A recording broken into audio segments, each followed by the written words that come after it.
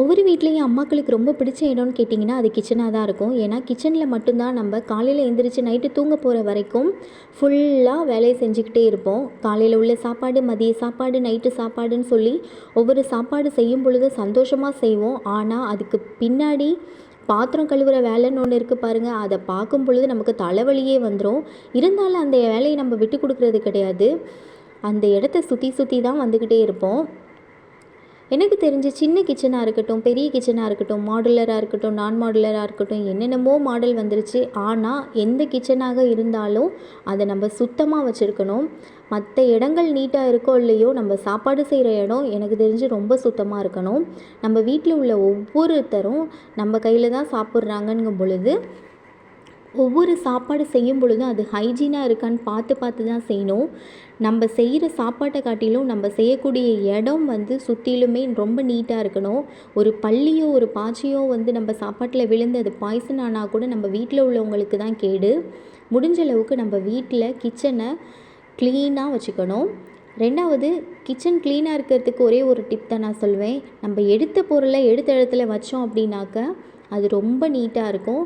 ரெண்டாவது, அதிக பாத்திரங்களை வச்சு அதை நம்ம புழங்கும் பொழுது அந்த கிச்சன் பார்க்குறதுக்கு ரொம்ப மெஸ்ஸியாக நீட்டாகவே இருக்காது. நம்ம 4 பேர் இருக்கோம்னா நம்ம 4 பேர்த்துக்கு என்ன தேவையோ அதை எடுத்து அழகாக பரிமாறினாலே போதும். பாத்திரங்களை கொஞ்சமாக நம்ம புழங்கும்போது மட்டும்தான் அந்த கிச்சன் பார்க்குறதுக்கு நீட்டாக இருக்கும். ஒரு சமையல் செய்கிறேன்னு சொல்லிட்டு 10-15 பாத்திரத்தை எடுத்து போட்டோம் அப்படின்னாக்கா அந்த கிச்சன் பார்க்குறதுக்கு ஏதோ ரொம்ப அழுக்கடைஞ்ச மாதிரி பார்க்குறதுக்கு நமக்கே பிடிக்காது. அப்போது நமக்கும் இன்னும் கொஞ்சம் டென்ஷன் ஆகும். சமையல் செய்யும் பொழுது இது என்னடா இப்படியெல்லாம் கலைஞ்சி கிடைக்கே அப்படின்றது மாதிரி தோணும். அதனால் தேவையுள்ள பாத்திரங்களை எடுத்து அழகாக சமைச்சிட்டு அதை திரும்ப வாஷ் பண்ணிவிட்டு இன்னொரு முறை யூஸ் பண்ணிக்கலாம். அப்படி பண்ணும் பொழுது நமக்கு கிச்சன் பார்க்குறதுக்கு ரொம்ப நீட்டாக இருக்கும்.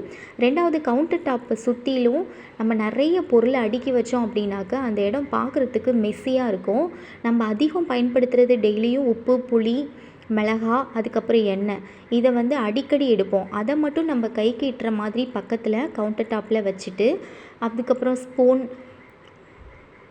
கத்திரிக்கோல், கத்தி, இந்த மாதிரி விஷயங்களை ஒரு டப்பாவில் போட்டு அந்த இடத்துல வச்சிட்டோம் அப்படின்னாக்க அடிக்கடி அதெல்லாம் எடுப்போம்.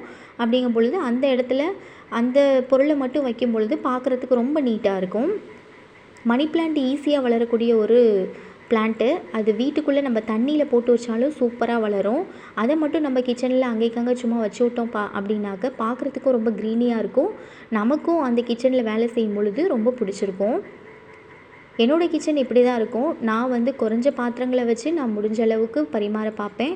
அப்போ தான் பார்க்குறதுக்கு நீட்டாக இருக்கும். இந்த வீடியோ பிடிச்சா சப்ஸ்கிரைப் பண்ணுங்கள்.